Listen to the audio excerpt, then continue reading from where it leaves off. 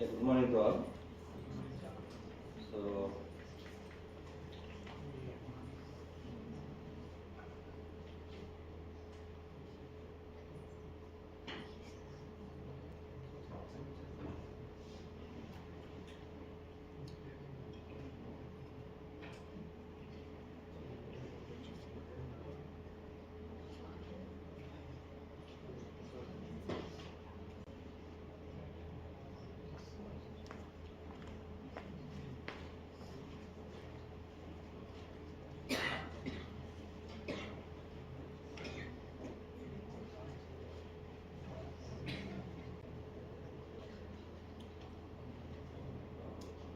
So, in this session, I want to discuss about the some basic deep learning, and after that, I will go with some applications kind of thing.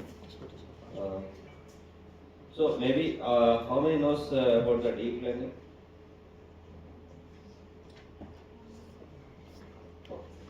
So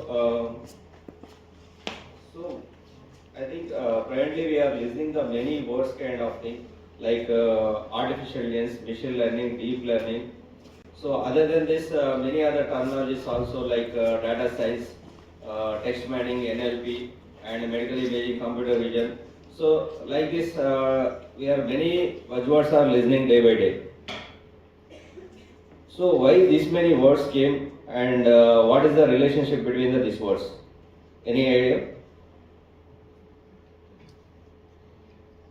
So normally, first we are talking about the artificial intelligence. So what is the artificial intelligence is nothing but is the simulation of the human intelligence into the machines.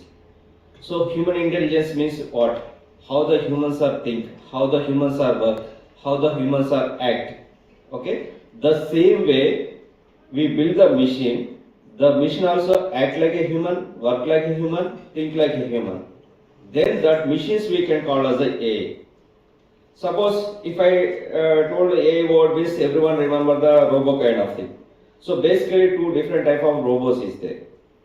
So one is, for example, you can consider the some manufacturing companies. Any manufacturing company like a car manufacturing company, or maybe you can consider the computer manufacturing companies. So each and every manufacturing companies have the many stages is there. Like you can consider the car manufacturing, what are the stages is there? Like for example, assembling the body parts of the car. Another stage maybe you can do some welding kind of thing, and another stage maybe you can do the coloring of the car. So like this many stages is there. So every stage humans are not involved. Some machines is there, so that machine will be involved. For example, you have to assemble the different body parts of the car. So one car door is there and car body part is there, then automatically one robot pick the car door and it will do the assembling kind of thing. So in that case, the machine means in that robot act like a human, work like a human, but it's not think like a human. So suppose if I change the car position, so it is unable to move and unable to fix it. So in that case, it is not think like a human. So that type of the robots is separate, but we are talking about the AI related kind of thing, the humanoid robots. For example, Sophia robot is there. Everyone knows. Okay. Suppose if you go to that robot and you ask the question, how are you? Then what it will give the reply or response? So what type of question you are asking, that relevant answer only it will give. It's not give another kind of irrelevant answer.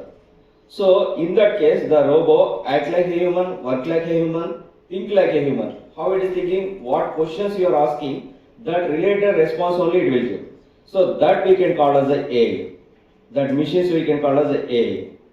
So AI many things is there, like such kind of techniques and learning kind of methods is there. So the learning methods we can call as a machine learning. So what is the machine learning? Machine learning is the one of the application of the AI.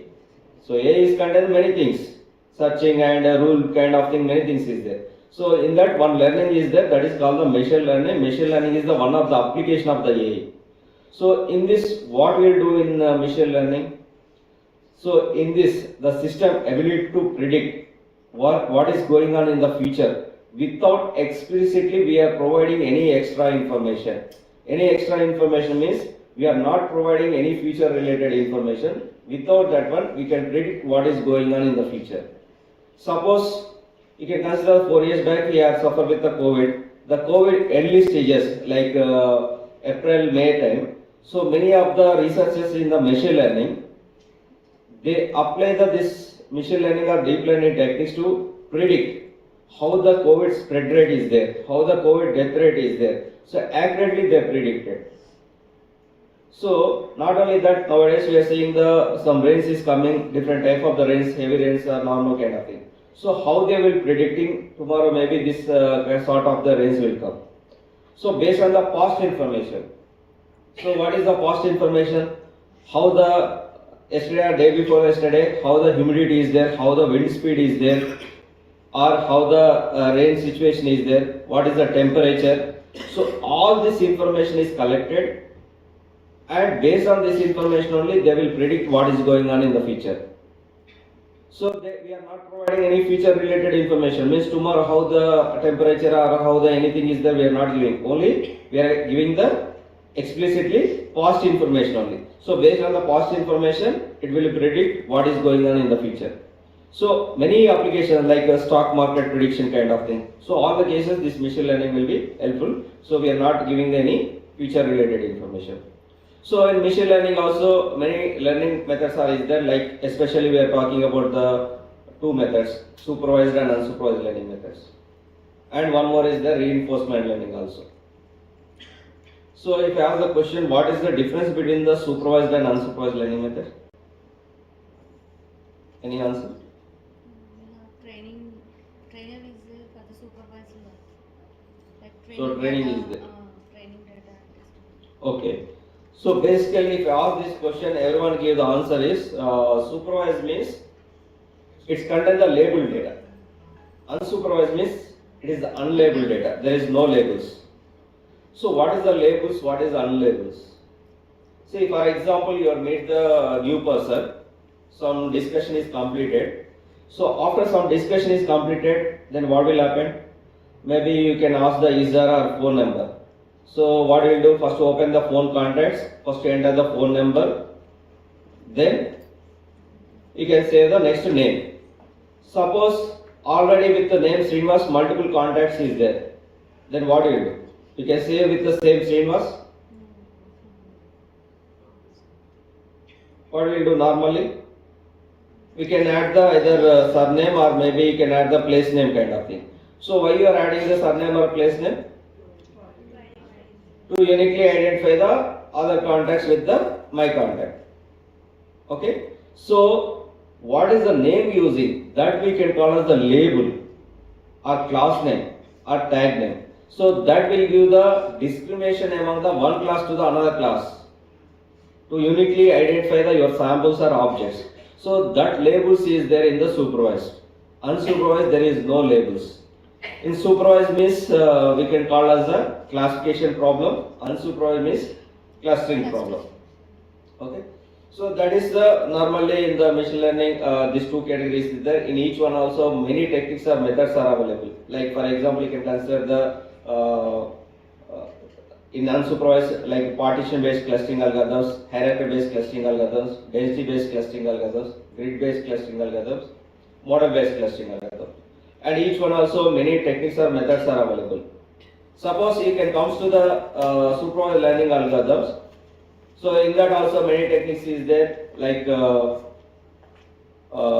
navigation classification method, decision trees, and support vector machine classifier. And one of the classification technique is called the neural network. So neural network means how our biological neurons are working, means how our biological neurons are functioning or connecting. The same way they build the artificial neural networks that we can call as the ANNs. Okay. So this ANNs is what is contained maybe already knows. So for example, you can consider the multi-layer perceptron or multi-layer feed-forward neural network. So what are the layers is there? Input layers, hidden layers, output layer. Okay. So input layer we can what type of the information we can take in input layers. So what type of the your data you are using, that related properties or features we can consider as the inputs. Your attributes are your features, your properties you can consider as the features. And hidden layers. So how many hidden layers I need to choose it? 1 or 2 or 3, 4, 5. It's up to you. That is depending on the how much computational facility is there, how the computational machines is there. So based on that, you take the more number of hidden layers or less number of hidden layers. And each hidden layer is considered of nodes. How many nodes I need to choose in the hidden layer? That is also up to you. Depending on you want to reduce the dimensionality of your input compared to your input, then you take the less number of nodes, or you want to maintain the same dimensionality, you take the same number of nodes or more nodes also. And next final layer is the output layer. So output layer, how many nodes I need to choose it? 1 or 2, 3, 4, how can I choose it? Based on input. What type of the input? So input is input layer. Output is based on the what type of the task you are doing. Means how many classes classification you are doing. You are doing binary classification, then you need to choose the 2 nodes. If you are doing the 10 class classification, you choose the 10 nodes. So normally it knows what is going on functionality, it will go forward pass, and in the output layer it is calculated some loss function or cost function. Then you want to minimize the cost or loss, then you need to apply the back propagation algorithm to update the weights and bias. Then you can come forward, means backward direction. So it will go many number of iterations. Okay, in that iterations it will tune your parameters, that is called the weights and bias kind of thing. Okay, so that is normally neural network is going on. So before input layer, you add some more extra layers.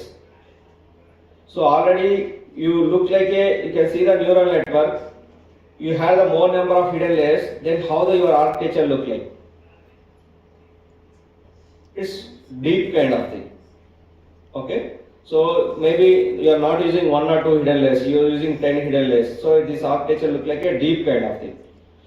Before that, you add some more extra layers also. Adding extra layers also means what happened? He again look like a more deep. So that is only deep learning. Deep learning is not the new kind of thing. Just it is the extension part of the neural network. Neural network is the one of the supervised learning algorithm. Supervised learning algorithm is the one of the learning method. Learning method means machine learning. Machine learning is the one of the application of the AI. So all comes under the AI only. So you understand what is the relationship between the AI, ML and deep learning? It's clear? So next another terminologies also came. What are the another terminologies like data science, medical imaging, computer vision, text mining, like this many terminologies there. So why this many terminologies came? These are based on the what type of the data you are using. What type of the data, what type of methods you are using, they given the terminologies. For example, you can consider the data science. So mainly what are the stages is there in the data science? Data acquisition, data pre-processing, data maintenance, data visualization. So everything you are dealing with the data here, and mostly you can use the what type of the techniques? Statistical based methods like regression models. Okay, so regression models is also a machine learning part only. So here based on this method they given the data science, because everything is deal with the data only. Another way is based on the what type of the data you are using. For example, have the one textbook is there. Normally have the textbook. So in the textbook front page is there. Okay, front page is nothing but cover page. So in the cover page what type of the information is there? Like title of the book, author name, publisher name, year of publication is there. Suppose I remove the front page, I given the textbook to you. Then after reading some time, then I ask you the question, can you recognize the book is related to which subject? It is possible or not? Index. How can you recognize? Index page. How? Based on the content. Content is nothing but here textbook contain the pages, pages contain the paragraph, paragraphs contain the lines, lines contain the words.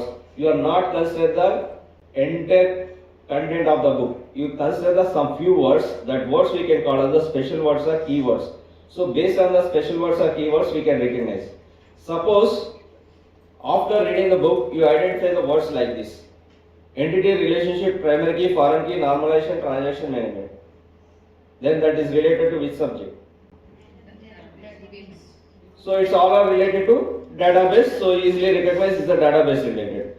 For example, after reading the book, you identify the words like this: semaphores, monitors, critical section, jobs, kernel, scheduling. So all are related to operating system. So here both the cases, how many words are given? Not more than 6 or 7. But if you consider the textbook, how many words is there? More than 4,000, 5,000 words is there. So I given entire all the words are only 4 or 5,000 words. That's the 4 or 5 words. Only few words is given. So here that words is we can call as the special words or keywords. So based on that only we are identifying the what is the subject. Suppose today I came to here. So maybe your coordinator introduced about me is the Dr. Srinivas from NIT Varagar. So what is going on that time?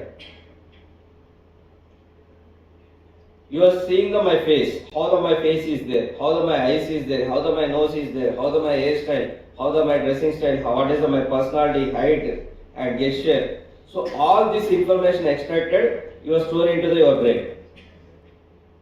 Alright? So I store into the brain, I give the name, label, Srinivas, NIT Varagar. Suppose this workshop is completed and after the 15-20 days is over, again I came to your college. Maybe I will be there in another place, another department, or maybe some canteen kind of thing. So when you seeing on me second time, can you tell me, can you recognize me or not? Yes. How you are recognizing? That time also what is going on? Exactly same information is extracting.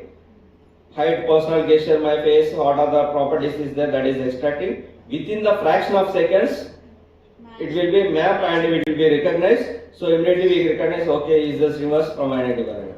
So that is regular activities going on. Otherwise, can you see anything, my biodata in my face? Anything is written in words. I am not the document. I am the human. Human means human related properties will be there. Document means document related properties, nothing but keywords or special words. Suppose another kind of example you can consider. You are listening the daily some music kind of thing or something I am speaking, they will record in the voice kind of thing. So the voice, how it will be recorded? In the form of signal. Suppose I given the one signal, then I am asking the question, what is that signal? That signal is maybe music related signal or speech related signal. If it is a music related signal, what type of the music? Different type of the music is there, pop music, rock music, classical music, like many things is there. Suppose if it is speech related, who is the speaker? X person, Y person, Z person. Then how can you recognize? Can you see on the top of signal any words is there? Normally signal contain the what type of the information? Frequency related. So based on the frequency, you need to recognize what is the signal and what type of the signal. So in that case, so mostly who are working on the signal related kind of person, they will use the properties is called the MFCC features. Mel frequency spectral coefficient, maybe 38 or 39 values is there. That is vector values. So that values they will use it to recognize the what is the signal, what type of signal. So here you can observe it depending on the data. Okay, depending on the data, you need to extract your properties or features or attributes to uniquely identify the objects. Otherwise, it is not helpful. So, in the document case, the keywords or special words giving the unique information for the identify the documents, and human case, some particular physical appearance properties like height, personality, skin color, nose. This type of the information will be helpful to discriminate the persons. In signal case, the frequency information related properties MFCC features will be. Okay. So like this, you need to extract the properties for the each and every application. That is depending on the same kind of properties not suitable for the another application. So the person related properties will be helpful for signal, or signal related properties are helpful for the textbook. Textbook contain the words, is not contain the frequency. So depending on the what type of the application you are using, that related properties you need to extract. So just I am going back here. So here some more properties I need to show, particularly image related. Suppose this is one image. So this image is like a binary image. So binary image is consists of only two colors, white and black color, everyone knows. So what is the image first? Image is the two-dimensional data. Two-dimensional data means it contains the rows and columns. For example, here you are seeing the some shape of the object, means person, head, part kind of thing. How you are visualizing that one? How you are visualizing? Because of dark and white partition. How? The shape, how we are visualizing as a human? Because the image contains the pixels. Each pixel contains some values that we can call as the pixel intensity value or frequency value. So based on this pixel intensity values, frequency values, we are visualizing the some shape of the objects, either person or whatever it may be. Okay? So that I said it is the matrix, for example, two-dimensional data. So the entire matrix consists of for example, each cell you can consider as a one pixel. So in binary case, each pixel contains the only one value. That value is either 0 or 1. Suppose 0 indicates the black color, 1 indicates the white color. Suppose if I choose one pixel here, then what is the pixel intensity value? It's the white color means 1. Suppose if I choose the pixel here, it's the black, so 0. So like this, if you consider the matrix of this image, entire matrix contains the ones and zeros. Where the ones is there, that is contained the white color. Where the zeros is there, it's contained the black color. Okay. So here in the second image, I have taken a small portion. Just I am zooming that portion. You can see where the white color is there, it's contained the ones. Where the black color is there, zeros. So the entire image contains the ones and zeros. Suppose my image size is 10 cross 10. So how many pixels is there? So I said each cell is 1 pixel. So how many pixels is there? 100 pixels, 10 cross 10. Suppose if I use my pixel intensity values as a feature representation, then what is the dimensionality of the feature vector? I am using the pixel intensity values as my feature representation. So what is the dimensionality of the feature vector? Means all the pixel intensity values you can collect and keep it in the vector. That vector we can call as a feature vector. Then what is the dimensionality? Total how many pixels is there? 10 cross 10 means 100. So what is my feature vector size? 100 cross 1 or 1 cross 100. Either row wise or column wise. So like this you can form the feature vector for the one sample. For example, my database consists of a total number of samples are 6,000. Then what is the total size of the features data? One sample 100 cross 1. Total how many samples is there? 6,000. Then what is the total size of the features data? 100 cross 6,000 or 6,000 cross 100. So like this we can form the features data initially. Okay. Suppose where you see these binary images. Normally you can see some medical data, you need to do where is the tumor or cancer is there, you need to identify position, then you can represent with the binary images. Or now you are using the biometric kind of devices. So that is a small device, so it is small device means that memory is small, means less, and computational also very less power. So in that case, they will not use the exactly what you are giving the thumb kind of the biometric. That templates will be stored into that machine. So when you are giving your biometric that match with the template, then it will be your authorized user or not, that kind of information. So that template will be stored in the machine, the templates in the form of the binary only. Why? Because binary data will occupy the less memory and less computational. So that's the reason you can see that in that case template is converted into the binary images kind of thing. So that is one type of the images. Next, another type of the images, grayscale images. So these are the it's not the binary, it's contain the black, white and some gray value. So this is also image. So matrix. So in this also each cell is considered as one pixel. So each pixel contains the what is the value?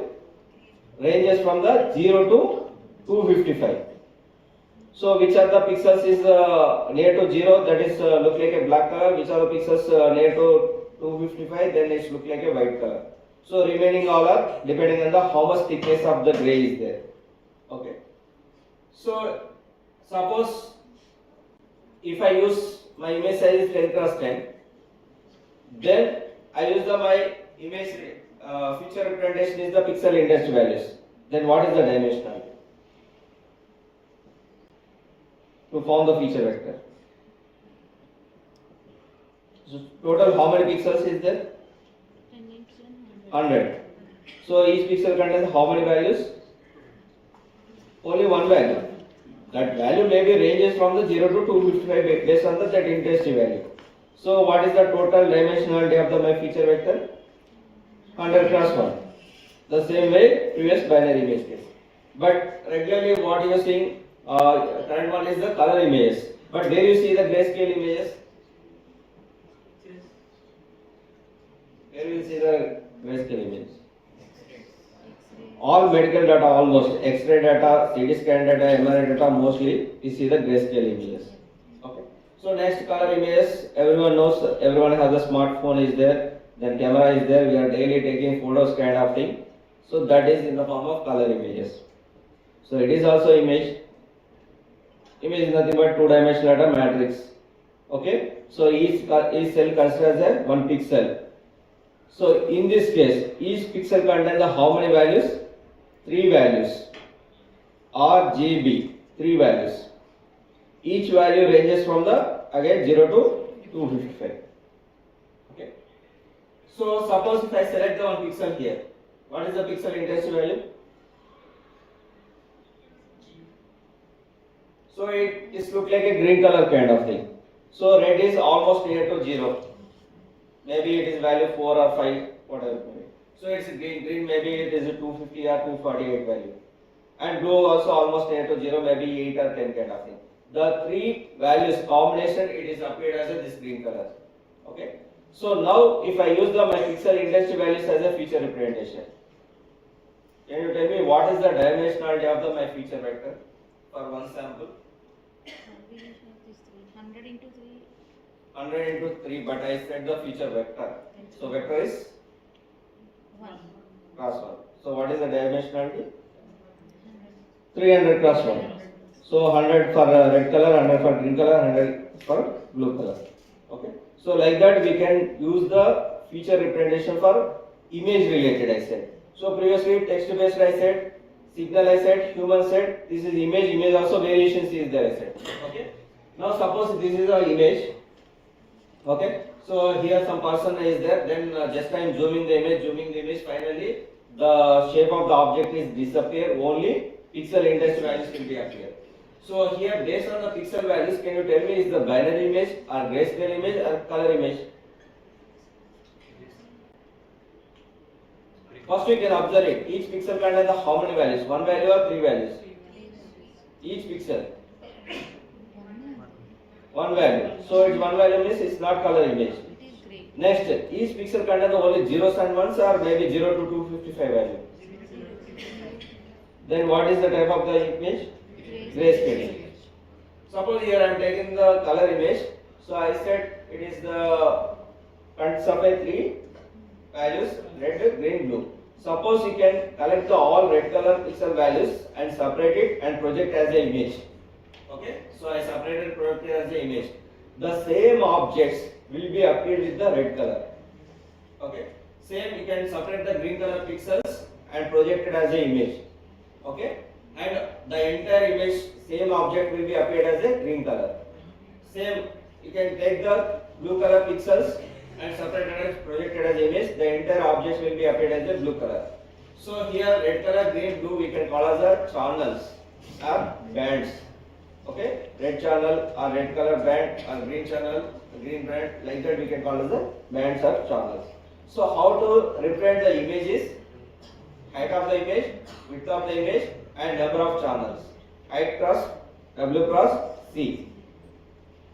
So always I choose the my image size in example 10 cross 10. In binary case, what is the height? In binary image, what is the height value? My image size is 10 cross 10. What is the height value? Width? Number of channels? Only one channel. Each pixel contains only one value, one channel.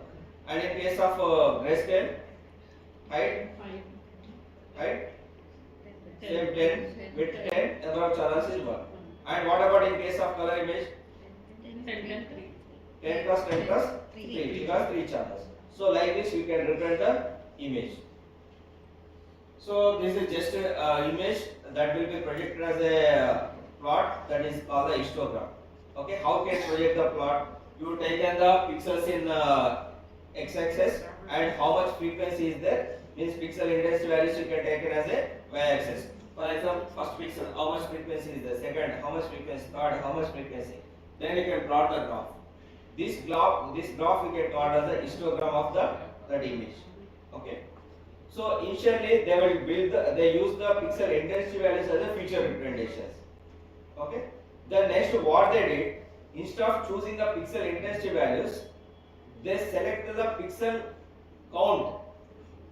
Pixel count means the pixel frequency divided into the equal intervals. So equal intervals means, for example, 20 different intervals I will differentiate it. So 0 to 20, 20 to 40, 40 to 60, 60 to 80, 80 to 100, like that 20 different frequency. So in that frequency, how many pixels is there? The pixel count is taken as a my feature representation. For example, 0 to 20, how many pixels is there in this frequency? The pixel count is considered as a feature representation. For 0 to 20, maybe 8 pixels is there the frequency, and 20 to 40, maybe 18 pixels is there, and 40 to 60, maybe 32. So like this you can take in the pixel count. Now keep all the pixel count values in the vector, that is the feature vector. So initially individual pixel value is taken, next pixel count is taken. So compared to pixel count, pixel values is given less accuracy, pixel count is given more accuracy. Okay, so that is the count case. Suppose here I am taking the one example. Here red color apple and green color guava fruit is there, and ignore the this leaf. Suppose if I use the my feature representation is the pixel intensity values based feature representation. Can I discriminate these two? If I use my pixel intensity values as a feature representation, can I discriminate? Discrimination means classification. Can I classify separately?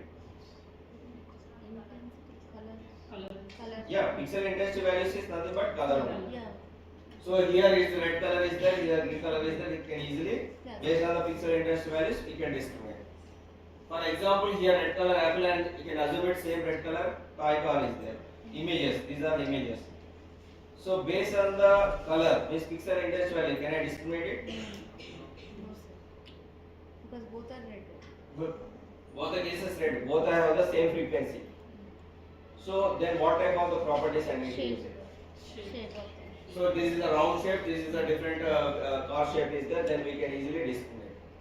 Okay. Now here red color apple and red color ball is there. You can assume it same color and same shape. Can I use color based discrimination? It is possible. So color is not possible. What about shape? Not possible. Then you need to go for the next property is called the texture. So here texture is different, here texture is different. So we need to use the texture, that is the Cse-Aiml features is there. So almost 28 property values is there, like mean, median, skewness, energy, entropy, like this 28 values they will extract. So that you can use as a feature representation, that will give the discrimination of the images. So you can observe it, each image contains the how many objects? Each image contains the how many objects? This is one image, this is one image, this is one image, this is one image. Only one object is there. Okay. Suppose my image contains the multiple objects. A single image contains the multiple objects. You can consider the, for example, vegetables is there, multiple vegetables is there in single image. So can I use this color, shape, texture properties to discriminate that object is possible or not? Can I discriminate? Why? Maybe You see the example. So here. different colors or shapes are You can assume other type of the vegetables also is there. yeah. Suppose if I use color, can I discriminate? Not possible, because you can see here onion and garlic both are white color. So you use the color, both are comes to the same class. It is possible? Not possible. What about the shape? So almost vegetable shapes, some of the vegetables same is there. Then in that case also it not possible. What about texture? Texture also not possible. Then previously it is working, but now it is not working. What is the reason? Previously you are applying that color, shape, texture on entire image. Image contains only one object, but here multiple objects is there.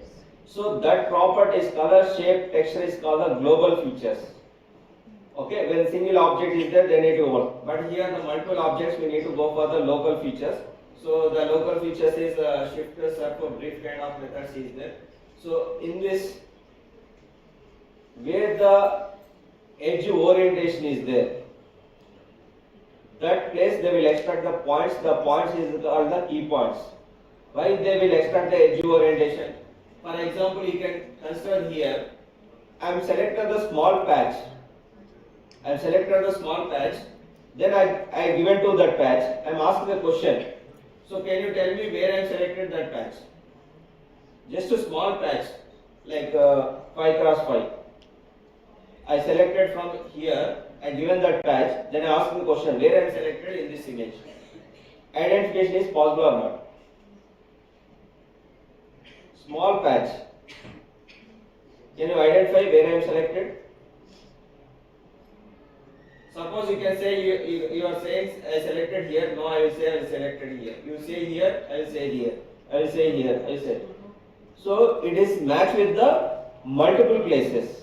Why it is matched with the multiple places? Because this is a plane part. So plane part is not unique. It is always matched with the multiple places. Next, for example, you can consider that this is the place. I just patch some part, this part. Okay, so some part I patched it. Then I given this part up to here. Then I am asking the question where I am selected here in this place. Identification is possible. Suppose you can say I have selected here. Then I will say selected here. No, you say here, I will say here. Because these are the edge parts. So edge also match with the multiple places. That will not be the unique information. Suppose if I given this patch, then I ask the question where I selected this patch. That corner. So that will give the unique information always. We can easily recognize. So that concept they used in the what I shown the local features, shift, surf, brief kind of thing. So where the edge corners, edge orientations is there, they identified. That is the important part to identify the objects. For example, this you can consider the first image. This is considered second image. So here in this place, in the second image, any points are extracted. Are here any points are extracted in the second image? Because that is considered the plane part. Okay. Next here, a green color Nexi is there and some yellow color capsicum is there. So between this, any points are extracted? Or maybe you can see here orange bell pepper and yellow is there. So between this, any points are extracted? So that is look like an edge point. Okay. So where is the edge point is there? No use. That's the reason there is the edge orientation is there. In that only they will extract points. That point is important. So that only gives the discrimination between the one class to another class, means one sample to another sample. So that properties are extracted. That is in the give the better representation. So you are seeing the different type of representation. In the machine learning, many stages is there. Many stages means, for example, like you can take the data, you can apply the pre-processing stage, then apply the feature representation extraction. Next you can go for the dimensionality reduction. You want to reduce dimensionality, you can reduce. Next you can choose the training the data, means classification kind of application. You can train the data. Next you can do the classification test sample. So in that stages, the main important stage is called the feature representation. The main important stage in the machine learning is called the feature representation. Your features are good, then only it will give the better results. So almost 60 to 70% of your accuracy is depending on the what type of the properties you are using. Your properties are not good, even though you are using best method, it won't give the good results. Even though you are using best method, I don't know, it is the neural network or support vector machine.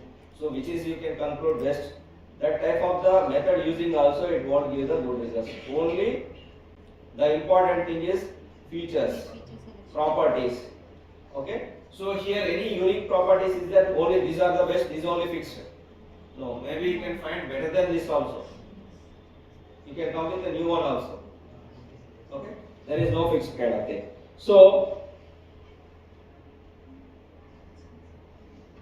I given the conclusion here for this one is, one thing is features are important part in the machine learning. So there is no fixed kind of features. So already some of the properties or features is there, or you need to come with the better feature representation. Okay, that is it. Now my question is, what is the difference between the machine learning and traditional programming languages?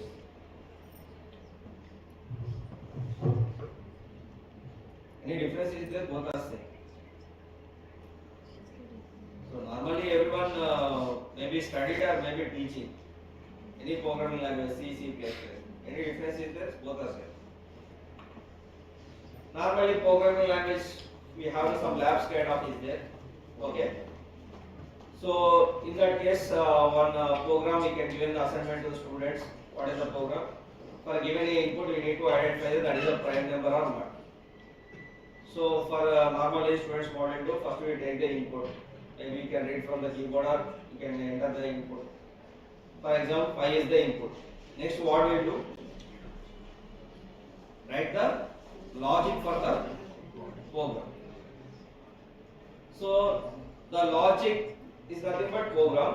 Then both are given to the computer. Computer means compile and it will produce the output. So 5 is based on that what will get the output? Is the prime number. Output is the prime kind of thing to display. That is normal programming language. In case of machine learning, you are taking the input, say 5. Along with the input, you are taking the output also. Output is nothing but here what? What is the 5? Prime number. So that is the label. Along with the input, you are taking the output. Both are given to the computer. Computer will generate the output as a program. So in traditional program is the input. But in case of machine learning, program is the output. Here program is nothing but in the machine learning that is called a model. Program is nothing but it is a model. So model is consists of a what? Model is nothing but set of parameters or set of rules depending on the what type of the method or what type of the technique you are using. So for example, in that case, if it is using rule based kind of methods, your model is in terms of the rules. Suppose in case of you know already just I read some classification method like support vector machine classifier or neural network. So in that case, it stores the in terms of the parameters. So what are the parameters is there? Weights bias kind of thing. Okay. So that are they use the parameters kind of thing. That is the difference between the machine learning and traditional programming. Now, what is the difference between the machine learning and deep learning? deep learning can use the neural network concepts. But neural network is the machine learning. Again, means we have going deeper to the particular concepts. Again, The main it's difference, particulars. I said, what is the deep learning? They have the added some more extra layers. So that is the simple extension of the neural network. But what is the difference? So normally machine learning, what you are doing? You have the input is there. Next you are extracting properties and give to the your training model kind of thing. In deep learning, we are not extracting any properties. So the feature extraction or properties extraction take care by your prediction model only. So here extracting the properties. We are not extracting any properties. So that is also take care by your prediction model. Means your algorithm only it take care. So that only extract the properties and that only do the classification or clustering whatever it may be. So I said last 15 to 20 minutes onwards what I conveyed, features are important. So that is the main thing in the machine learning. But here nothing, our work is simplified. We are not doing that one also. Just we can give the data to your deep learning model. So that will be extract the properties and that will do the classification. So this is the difference between the deep learning and machine learning. So time is there, madam? Yes, Yeah. 130, 145. Yeah. So just here feature representation, we are not doing any feature representation kind of. Okay. So our work is simplified. So here some factors is there give the discrimination among the machine learning and deep learning. So first factor is the data requirement. Okay. If you want to work on the deep learning kind of models, see why I am saying this thing is, so nowadays you are listening the only one word, deep learning, deep learning, deep learning. Maybe little bit advanced if you know, large language models, large language models. Large language models is nothing but deep learning only. Okay. So everyone is working on the deep learning. If you are not seeing that word, your paper will not accept, and if you not seeing the word, the PhD will not register. So everyone deep learning only. So first you need to know what is going on internally in the deep learning, what is required. So first data requirement. Definitely you require the large amount of the data.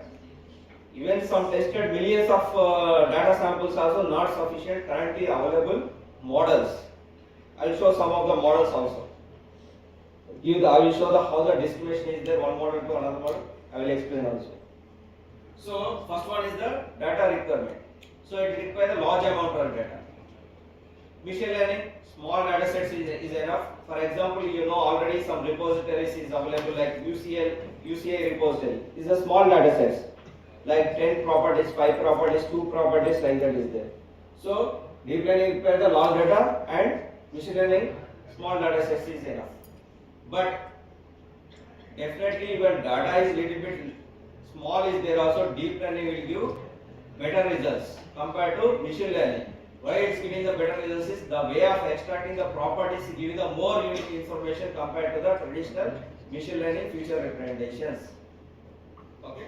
So accuracy is definitely deep learning give the more results, more accuracy compared to machine learning. Next to training time. Suppose in machine learning you know one of the learning method neural network. Suppose in the neural network I consider the deep neural network. Means what? Many hidden layers are taken. So that will take more time or not? Obviously more time because number of layers are increasing, it will increase the more time. Before that I am adding some more layers in the deep learning. So already this is a more time. Then add some more layers. Obviously it takes the more time. So training time is deep learning is more compared to the machine learning. Next, hardware dependency. Suppose you want to work on the deep learning models, definitely you require the GPU based systems. Okay. For example, you can look into your laptop or your desktop computer. How many cores is there? Maybe 4 cores and 8 cores. Processor consists of 4 or 8 cores. Or maybe if you go a little bit your lab kind of thing, how many cores is there? Maybe 20 or 40. Suppose you are writing the parallel program kind of thing, then what will happen? the entire program is distributed into all the cores and it will run in parallel. But currently available one GPU card itself, minimum 2500 cores to the more than 5000 cores in one card itself. So it's not run the program parallel. In variable level also it run in the parallel. Not program, variable. What is the using variable also it running the parallel. Even that much parallel using also it take the hours, 2 hours, 12 hours, 10 hours depending on your data.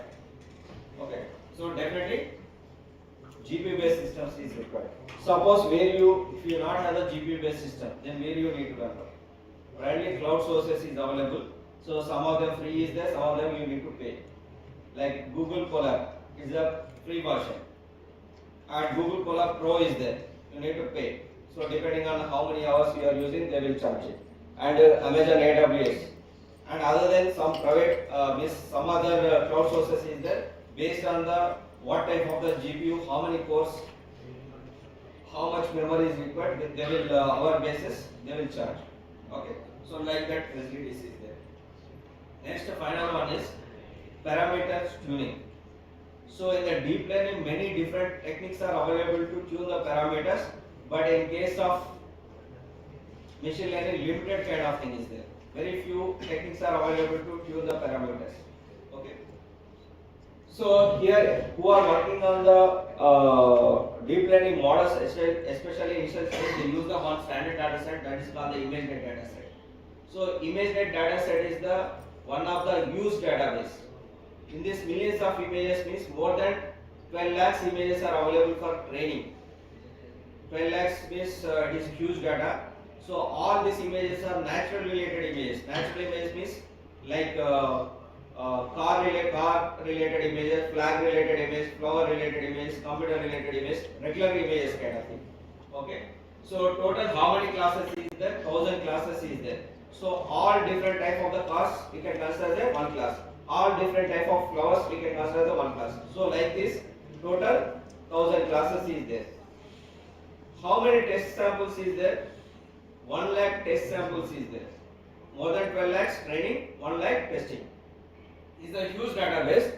So this is one of the standard database. Standard database means already they develop the data sets and they splitted. This is a training, this is a testing kind of thing, and they publish it in somewhere, maybe some repositories or maybe some websites. So who are working on, they will access the database and run their method and compare with the already existing results. So like this database is there. Okay. So how the improvements came day by day in the deep learning compared to traditional machine learning. So until 2011 they use the machine learning. Machine learning means you need to extract the properties or features, that is called the feature engineering. So feature engineering means you are extracting the properties or features. So until 2011, which is the features are good is like we see in the shift features, that is the local features, scale invariant features. And what type of the method they use? Support vector machine classifier. Shift feature with the support vector machine classifier applied on the ImageNet data set. So they will get the error rate 0.28, 0.26 means almost 30% error rate is there. That is huge, 30%. Then 2012 onwards means after the level 12 onwards, they introduce the deep learning models that we can call as the convolution neural network models. So first convolution neural network model, the error is 0.16. So almost half of the error rate is decreased. Then after that, 2013, one more model they will develop. So that is 0.112 means 12% error. And 2014, one more convolution neural network model. So that is the Vjit 16 or 19 model. So that is the 7% error. And 2015, then Google developed their own model, Google Net model. So that is given the 3.6. And 2016, they have the ResNet model kind of thing. So that is the 3%. And 17, SESSION-2 model. Okay. So that is the 2.3%. So like this, further also they will come up with the new methods that still reduced also. So lot of improvement came. So they applied different applications in different domain kind of thing, healthcare and medical and remote sensing data. Everywhere they apply the deep learning models. And many publications also coming. So why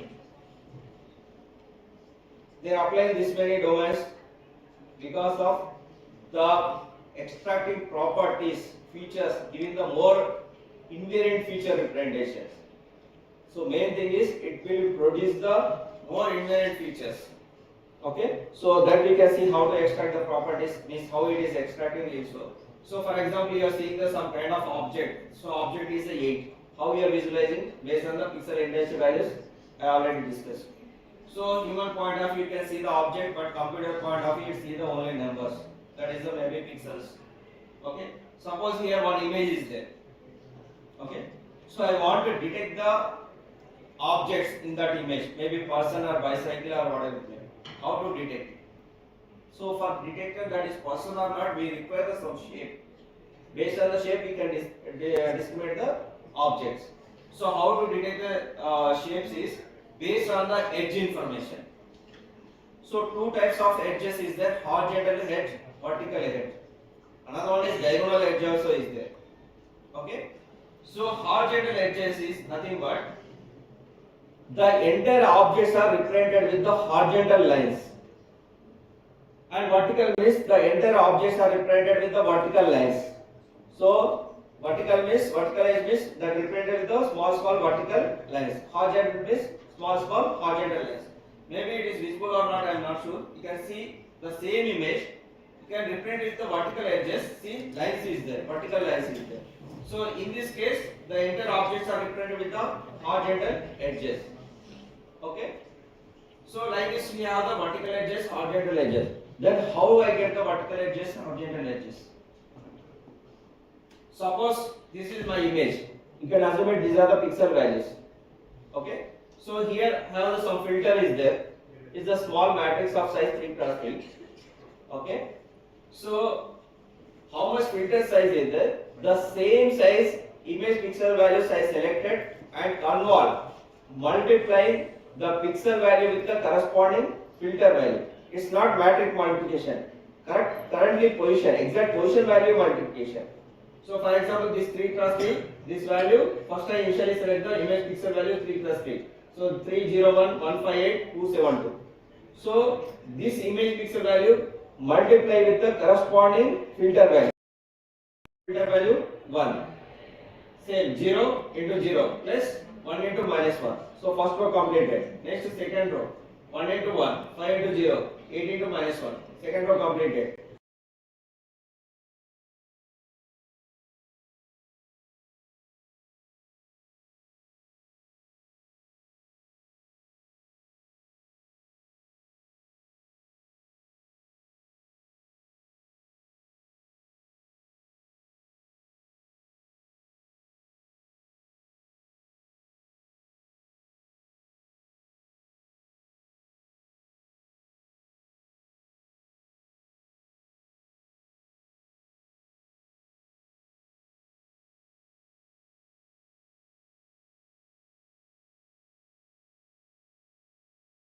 Edge related kind of information of your objects.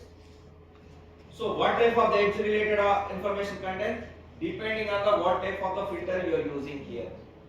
Suppose if I want this image vertical edge related kind of thing. So how do I can get the vertical edge related information? You can choose your filter is vertical related kind of the filter. So here 1 1 1 0 0 0 minus 1 minus 1 1. These are the vertical filter. Then you can convolve. Then after convolve you can get this is the output. Okay. This output you can project it as an image. Then this is contain the edge related, that to vertical edge related kind of. So already in machine learning some of the filters is there. For example, everyone we are using the smartphone, we have the camera is there, we are taking the photos. So after taking the photos, maybe edit different conversion options is there. Like you can convert to the black and white color, or you can blur, or you can give the more brightness kind of thing. So that all are filters only. So which type of the filter you are using, that based on that will do the conversion will be happened. So here also some filters is there in already machine learning algorithms, machine learning. So here, for example, you want to blur, you can box blur kind of thing, you can use this, or you want to use the Gaussian blur, you can use this filter. or you want the sharpness of your image, you can use this filter. So these are already available filters. Okay. So now we can come to our deep learning part. So you get the clarity what is the edge information, how to extract the edge information. Why are CNNs are required? Means convolution neural networks. So first I said it is giving the better representation, better features. How it is giving the better representation? Invariant feature representation. Invariant to the what? Invariant to the scaling, rotation, and brightness changes. All these variations information is extracted from the raw input data. Raw input data means on pixel level. From the pixel itself, it is extracting all these invariant features. So that's the reason this is the giving the more popular and giving the better results. So that is the main thing. And type of the convolution neural networks. How many types is there? Basically only one type only. But depending on the usage, they are given the categories. Initially, they developed the first convolution neural network is the applied on the image. I said image is the how many dimension? 2 dimension. 2 dimension means it contains the rows and columns. So here we see the filter. Filter is nothing but small matrix. Here another terminology is there. We can call the filter, we can call the kernel, we can call the weight matrix. All are same only. How we are using the features, properties, attributes, all are same terminology. So here also filter, kernel, weight matrix. All are same terminology. So suppose if my image is at 2-dimensional data, my filter is moving 2 directions. My kernel is moving 2 directions. One is left to right, top to bottom. So that we can consider 2D CNN. Okay. For example, my data is the signal. Signal is the 1-dimensional data, 2-dimensional data. It's the 1-dimensional data. For example, my data is the text related. So here I extracted the keywords or special words. So that is also the properties in 1-dimensional. Suppose I want to use this deep learning to the text, deep learning to the signal. How can I use it? Because it is a 2-dimensional required. So that are 1-dimensional. So initial stages, what they did, the 1-dimensional data is converted to a 2-dimensional. Converted means reshaping, resizing. But reshaping is not come to the exact matrix shape. Then what they did, they add the zeros. So where is the less data, means less is there, they will add the zeros. So they use the same 2D kernel moving 2 direction. But when you are adding the zeros, maybe you can lose the information. Accuracy will be decreasing. So then instead of using reshaping, they use the 1-dimensional data. My filter is moving only 1 direction. So no need to go 2 direction because my data is only 1 direction. So that we can call as the 1D CNN. Because filter is means kernel is moving only 1 direction. Next another type is the 3D CNN. So 3D CNN where we can see in medical data. Dicoma images is there. For example, you can take some MRI kind of data. It's contain the image and the sequence of images is there. So in that image case, my filter is moving 2 directions, left, right, and top to bottom. But it's the contain the sequence of images. Another direction also it will be moved. So filter is moving 3 directions. So that is called the 3D CA. Okay. So like that they given the types. So why you are going for CNN? Because it is giving the more invariant feature representation, invariant to the scaling, rotation, and brightness kind of all variations. Okay. That all are extracted in the raw pixel images. That is the main reason. So I said it is learning the good invariant feature representation. So from the raw input data only we are extracting. So that is applied on different applications, either classification, object detection, and segmentation. So many different places they are applying. Okay. So I said already how to represent the image, height, width, and depth or channels. So if it is color case, it contain the channel number of channels and that is 3. Now come to the convolution neural network. Maybe if you know already, I will skip. If you don't know, I will explain. All are knows? Or can I explain? Okay. So basically, 3 different type of the layers is there. So one is the convolution layer, second one is the pooling layer, third one is the fully connected layer. Okay. So here I am image showing, just to remember, then I will explain the each and every layer. So this is image, okay, means our data. First I apply the convolution operation, means convolution layer. You are getting the output. This is the output. The output we can call as the feature maps. Okay. Next, after getting this output, we can apply the pooling layer. So pooling layer is nothing but a subsampling, is nothing but the downsampling. Downsampling means the input size. Input size means this feature map reduced to half of the size. So size is reduced. Then after that, again the convolution operation on this input, this output, then you can get the output this one. Then again the pooling layer. After pooling layer, this is your output. Finally, fully connected layer is there.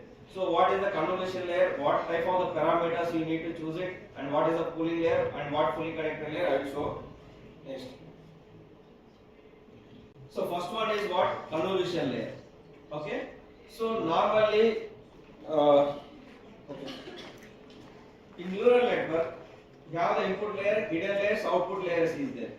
So hidden layers, nodes is there, output layer also nodes is there. Except input layer, hidden layer nodes, output layer nodes only computation is going on. So what type of the computation is going on? Input layer directly you can take the input.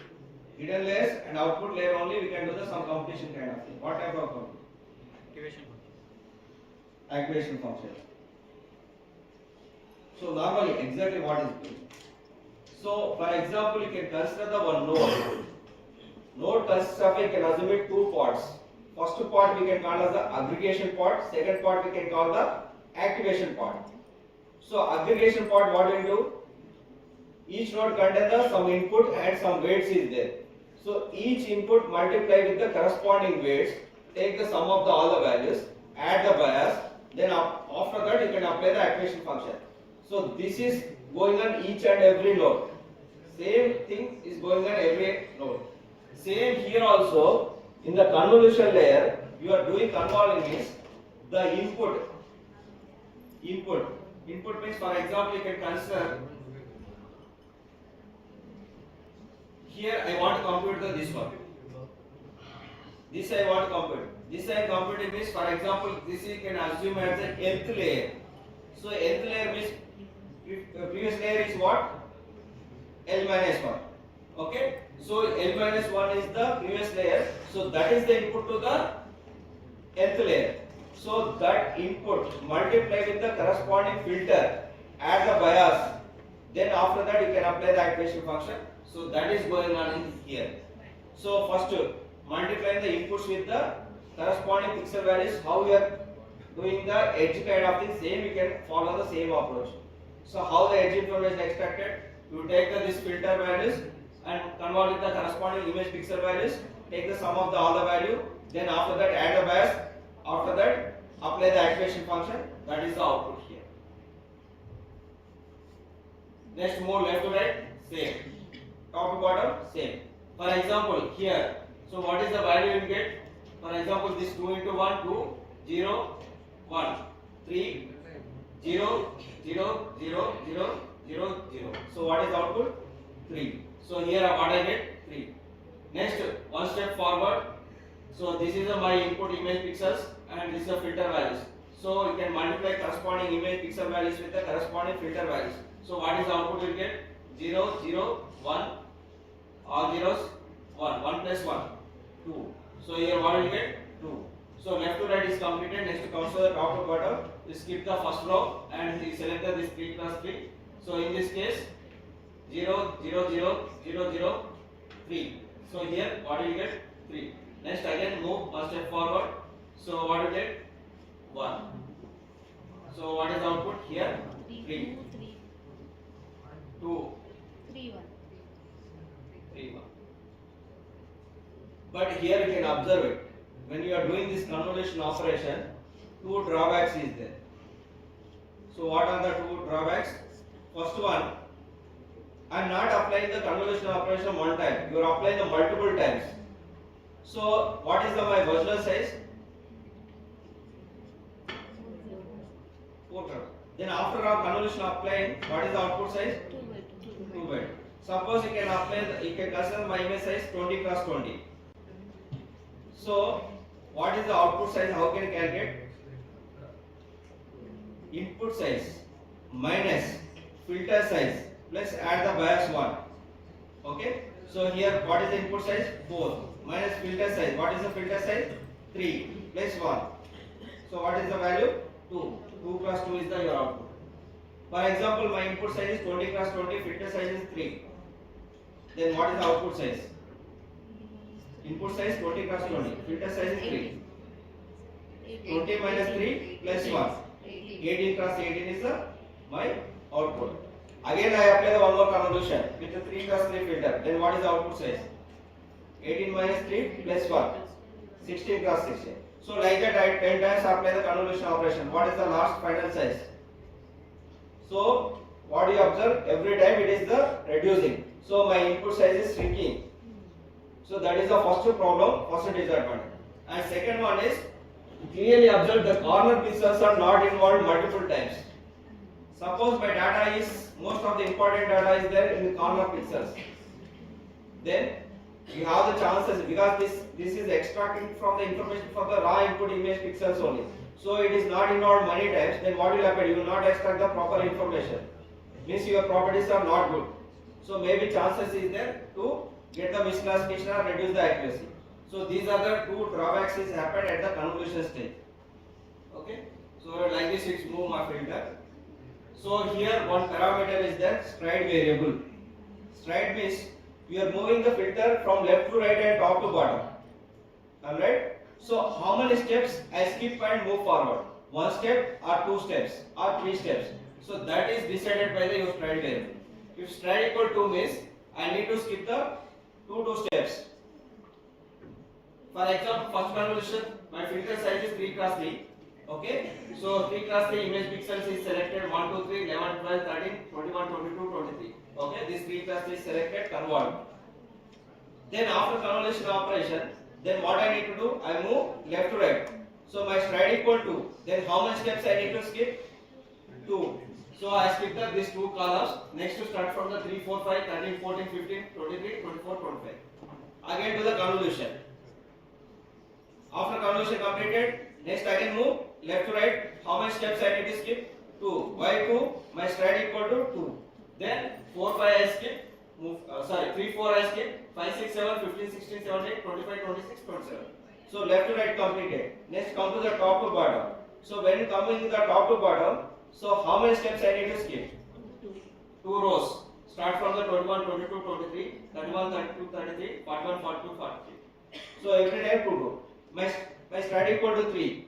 Then 3, 3 I need to skip.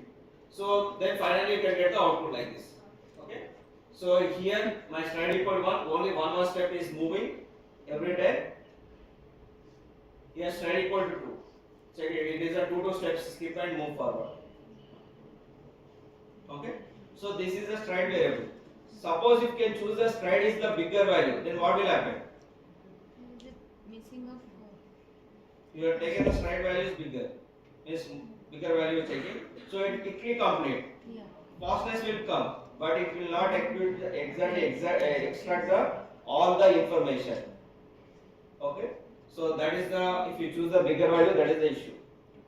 So this is the my stride variable. So in convolution operation, how it is doing? The filter is convolved with the corresponding values, get the output. This is called the feature map. Okay. So like this filter is moving left to right and top to bottom. Okay. Now here one more variable is there.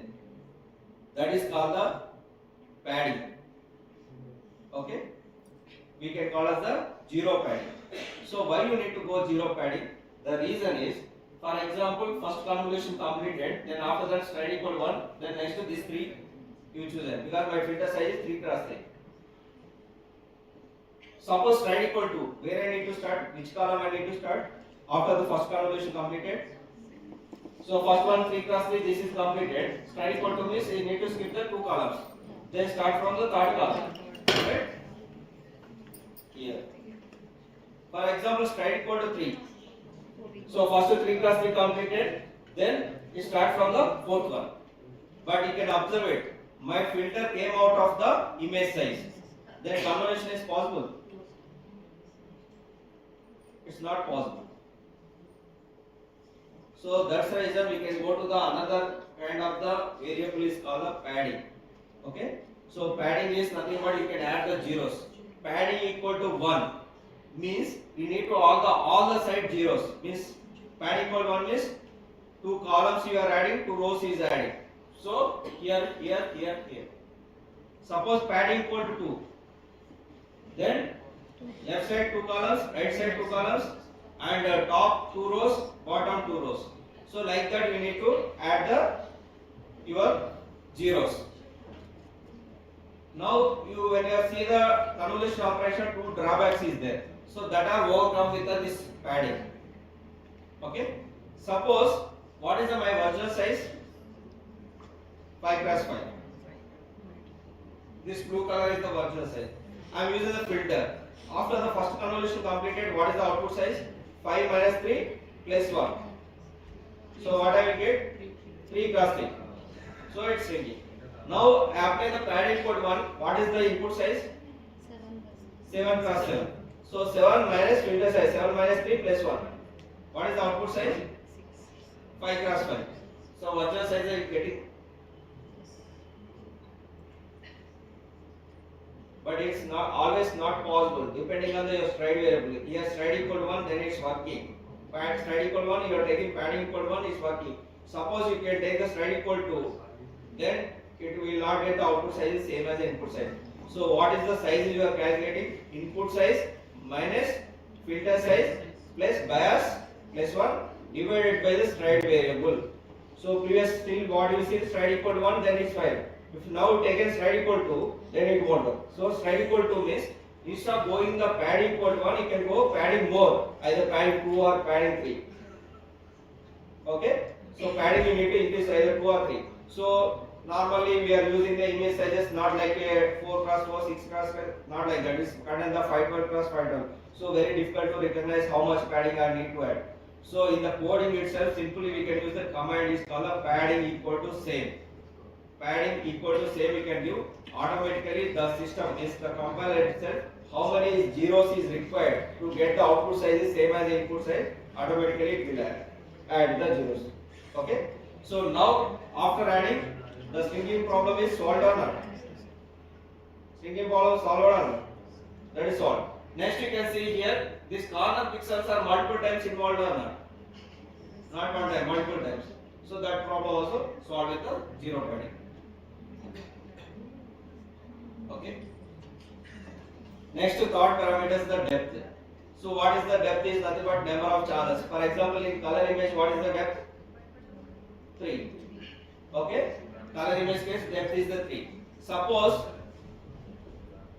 one matrix you can convert with the one filter. What is the output? One matrix you are getting. Okay. Suppose my image color image means depth is 3. Then the same filter 3 times you need to 3 matrices in convert. So output how many get? 3 matrices get. So in that case depth is 3. Okay. For example, I require the depth is 32. Then what I need? I require the more depth. What I need to do? One filter convert with the one matrix, one output, one matrix reading. I require 32 matrix. 32 depth means 32 matrix. Then what I need to do? I need to use the 32 filters. Each filter one is generated. Okay. So that will give the depth. Okay. So these 3 parameters you set at the time of convolution operation. Next one more is their activation function. So initially they use the activation function is called the sigmoid activation function they use. But when they are using the sigmoid activation function, some issues will be there like the vanishing gradient problem. So I am not explaining that one, it's take time. So to avoid that one, they come up with another activation function that is called the radio activation function. So radio activation function is nothing but rectified linearity. So it gives the non-linearity in the data. So suppose what is the functionality of this radio activation function is maximum of 0 comma input. So maximum of 0 comma input means it either you can take 0 or more than 0. So which is less than 0, that will be avoided. That will convert into zeros. Why? because where the negative values is there converted into zeros. So you can see the image, any pixels have the negative values. 0 to 255 intensity values. Negative values is there? No. Then why negative values come into the picture?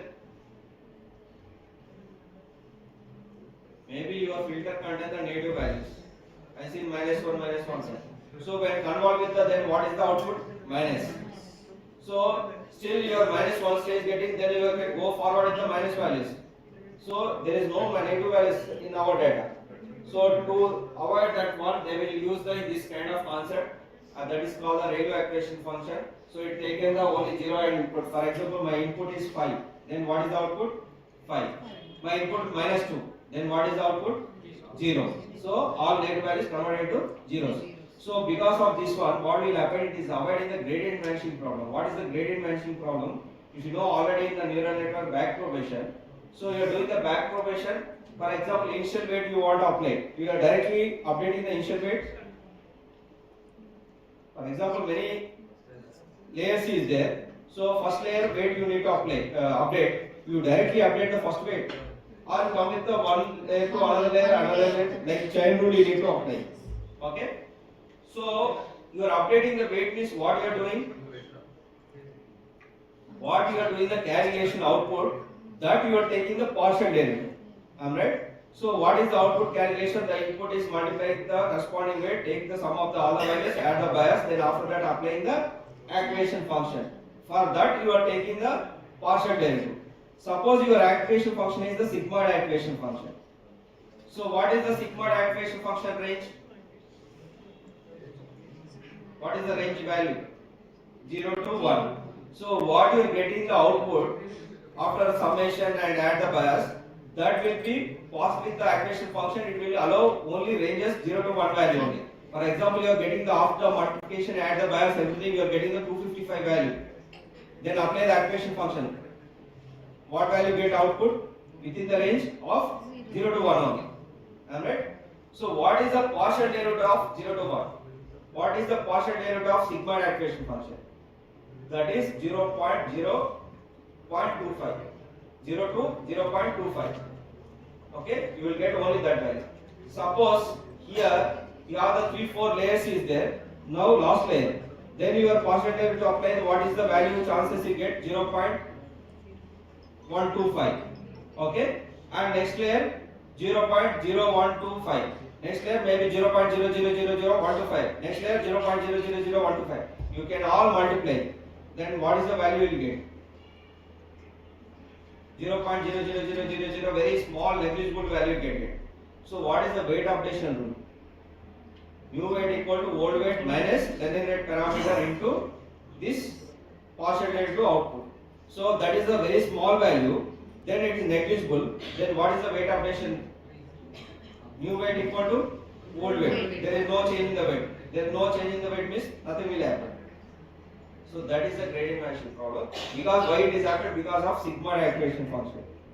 Okay. Simple understanding. I will say the regular kind of thing. For example, two friends is there. So one of the A, B. B is absent last week. He is not attended the classes some reasons. Then today he approached the A. Then asked the A. So what happened in the last week classes? Can you explain to me today evening? Then A is accepted. But urgently, after some time, urgent A got to some work. He want to go somewhere. He is not available today evening. Then what he will do? He find out the mutual friend. C is there. Then A called the C. So today I told today evening I want to explain everything to the B. So can you explain to the B what happened in the last week? I will explain to you. So he explained everything to the C. A explained to C. How much he explained?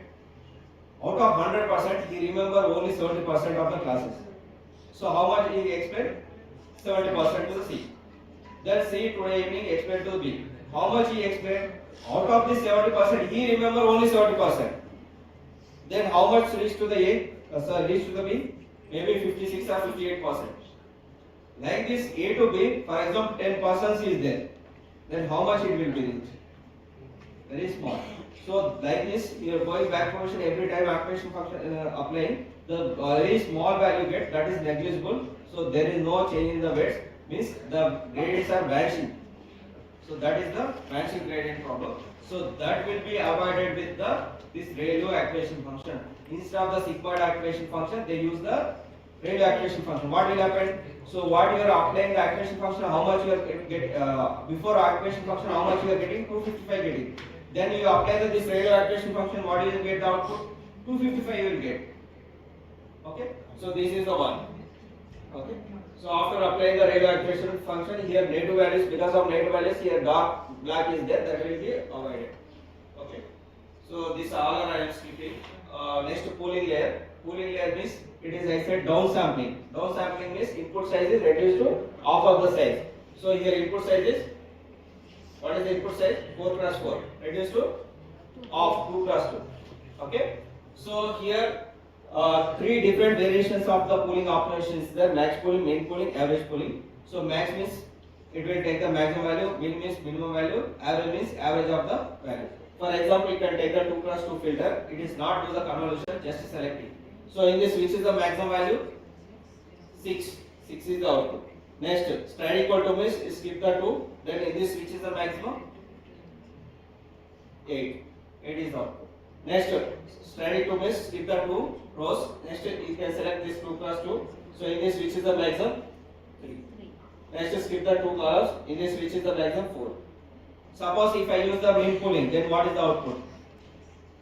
Minimum values like 1, 2, 1, 0.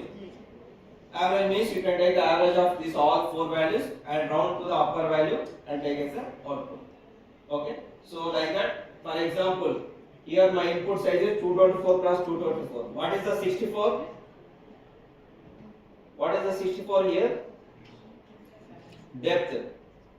64 is the depth. So I use the 64 filters. Okay. So depth is the 64. Then now I am applying the pooling operation on this one. So pooling operation, what it do? It do the downsampling. Downsampling means input size is reduced to half of size. Only input size will be reduced. The depth will not reduce. So what is the input size? 224 plus 224 by 2. 112 plus 112. So output is 112 plus 112. So depth remaining same. Okay. So like this you can apply the pooling layer. So final one is the your fully connected layer. Okay. Fully connected layer means your neural network layer only. So input layer, hidden layers, output layer. Okay. So architecture of the deep learning convolution neural network model is like this. So this is the input. So first apply the convolution operation. So for that 5 cross 5 filter you are choosing. Okay. And slide equal to 1. Then after the convolution operation you are getting the this is the output. Okay. This is called the feature map. So size is 32. Means 32 filters you are using. Then output size is same as the input size you are getting. What is the reason? Here 0 padding added. Then after that pooling layer. So pooling means downsample 28 by 2, 28 by 2, 14 cross 14. Then next what we will do? Again one more convolution operation. So here depth I increase. So you want to increase the depth, means number of channels are you want to increase or decrease. So that you can do in the convolution operation only. So here convolution operation. So that's I taken 64 depth I am taking. Next. After that again the pooling operation means downsampling 14 by 2, 14 by 2, 7 cross 7, that is 64 same. Then after that this is a fully connected layer. So fully connected layer means your input layer means you need to feed your features. So that is in the form of vector, but here it is in the form of the matrix. So this matrix you can convert into a vector. So that is the flattern layer is there. So 7 cross 64. That converted into vector is 3164. So here input layer how many nodes is there? 3164 nodes is there. So every input go to the one node kind of thing. And this is the hidden layer. So hidden layer how many nodes is there? Here 1000 nodes I choose it. So hidden layers it's up to you. You want to reduce the number of nodes, you can take the less number of nodes. Next this is the output layer. Output layer how many nodes I am choosing? 10 nodes. Because it's the 10 class classification problem. Digit recognition problem. This is how many is there? 0 to 9. Total 10 digits. So that's the reason 10 nodes is chosen. Then you get the output. So once you are getting the output, error is calculated.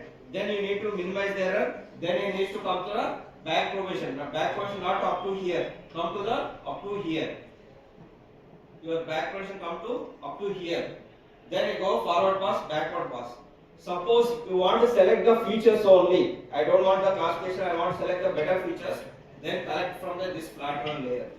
When you need to correct, after some iterations completed, forward pass, backward pass, some iteration completed, then only you can select the features here. Okay. So like this, you need to do the selection of the features. So it is clear. Okay. So now here your input is there. Finally, you can get in the form of the vector. Okay. So now come to the segmentation task. What is meant by segmentation?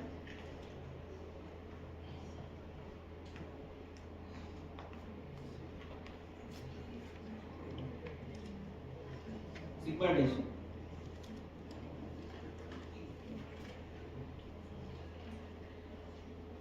See, this is the image. Okay, this is my image. So I want to do the segmentation means for a given image, you divide it into regions. Okay, parts. The regions we can call the segments. For example, this is the one segmentation. This is the one segmentation. Here divided into segments. Okay. So this is a virtual image. Normally, when you are doing the convolution operation, what will happen? The matrix finally reduce the size and get the vector. But a segmented output is same as the virtual image. So in convolution, you are applying what will happen? Going downsampling, and you get the vector. But in segmentation, you can get the output size is same as the input size. So in that case, how you are doing the downsampling, we can do the upsampling also to bring the original size. Okay. So in that case, we can follow the architecture that is called the unit architecture. Means U-shape kind of. U-shape means, so here convolution layers is there. So after that downsampling, convolution layer, downsampling, convolution layer, downsampling, convolution, downsampling. Here you are getting the vector. So up to here, same convolution operations, pooling layers, convolution, pooling layers, you apply vector. Then after that, you can do the upsampling. Here this blue color point, what is there? The convolution upsampling. Green is the upsampling. Convolution upsampling. Convolution upsampling. Convolution upsampling. So finally, your input size is same as the output size. So this model we can use for the segmentation task. This model you can use for the segmentation task. So normally you have performed what type of the task you have performed, that related input and related output only need to give. In classification, so what is input? Your data. What is the output? Corresponding class label, because you are doing classification. Labels you can give. In case of segmentation, the virtual image and corresponding segmented output image. So that both you need to fit with your network, your model. Then if you give the any test sample, then output what you do? The segmented output will be. In case of object detection, you can give the image, and what I need to give the output? Where is the object is there in the image? That you need to specify. For example, one image is there, one dog is there, one cat is there. So which position the cat and dog is there? That corresponding bounding box information you need to give. Bounding box means 4 coordinate values or maybe center and width, height value. That 4 values you can give to the network, any convolution network. Then that will be train the model. Next you given the test sample, where is the object is there, that object is given as a output. So in this segmentation, you can give the input image corresponding down to the image. Then you will do the convolution operation. Then your model will be learn. Okay, this is my input image, the corresponding segmented output. Then after learning some iterations in this convolution operations, next you can give the test sample to this model. Then output is given the segmented output. Okay, this is the unit shape kind of. So this between the this layers and this layers connections is there. This connections is there. So like this, we applied on the remote sensing kind of image data for segmenting the image. Where is the land part is there for crop mapping kind of thing. So which kind of crop you need to, you can suggest. Okay. For that one, first you can collect the remote sensing data. So in that you can apply segmentation. You need to extract the first land. Okay, so that purpose you can use this model. So maybe remote sensing data is consist of a different scales kind of data is there, different bands kind of thing. So you need to extract the different scales and the information. You can use the address convolution and spatial attention mechanism. So spatial attention mechanism, what it will do? Where is the important properties is there? Okay. So where is the important properties there? That will concentrate on important properties. Where is the unrelevant, is not useful properties is there? That will be suppressed. Ignore it. So that is the attention mechanism. So in this, which is the important is there, only that will be note down. So both are adding, and here local features. Okay, local features means simple convolution layer features extracted, then that are upsampling, and we can concatenate both these features and these features. Finally, you can do the upsampling. See, it's like a unit model. So encoder is the downsampling, and decoder is the upsampling. So unit kind of shape is this one. Okay, so input image, then you get the output image, segmented output based on the regions. Okay, so like this we propose this model. So normally unit you can see only convolution layers is there, but if you go for some specific application kind of related, so what is the data content? So that is the remote sensing data, different scales, different resolutions is there. So you need to capture that information. Okay, so that purpose you can use the here wavelets related decomposition to extract the multiple scales, because if you know wavelet concept, that will be extract the different scales of the information. One level decomposition, two level decomposition is there, or multi-level decomposition. So that you can use here. And spatial attention is where is the important attributes is there, that only it will be focused, and where is the unrelevant properties is there, that will be suppressed, means remove it. That concept, and local information also you are maintaining. All are combining and upsampling. Finally, you can get the output. Okay. So when applying on this remote sensing data, so different segmentation techniques are in the deep learning. So maybe if you know, it's fine. But I just to show the unit model only one. Okay. So compared to all state-of-art methods, our model where we are using the spatial information, local information on the different scales kind of thing. So that is given the better results in case of training data and in case of test samples. Okay. So this is the how to segment the NAND. For example, this is a virtual image. Okay. Remote sensing data virtual image. So they given the ground truth. Ground truth information is corresponding labels. Okay. So this is given one. This is our output. Our model produced one. Okay. So when you compare this one and this one, calculate the IOU score. Okay. So both are giving the exactly same. So that's the reason compared to all the state-of-art methods, this is giving the better results. Okay. So this is the using deep learning for remote sensing kind of applications. So sometimes you can use the UAV data, means drones related data also you can capture from the some height. So it's not regular kind of data. Regular means you can capture from the camera. So the clarity of the objects is clear, and it is the visibility also more. For example, you can take it from the height, then visibility is low, clarity is low. Then how to handle that kind of issues? That is important, and especially in the remote sensing data.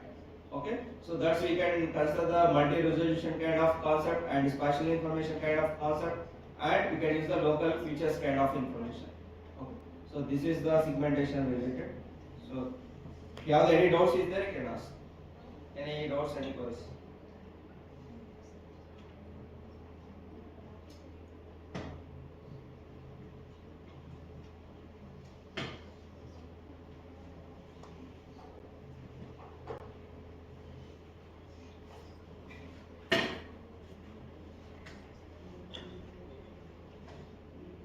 Any doubts?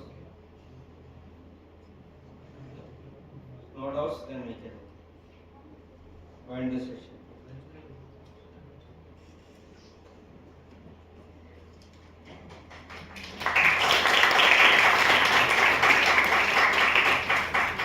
Thank you so much, Professor Mr. Srinivas sir, for an enlightening session on geometrics and machine learning.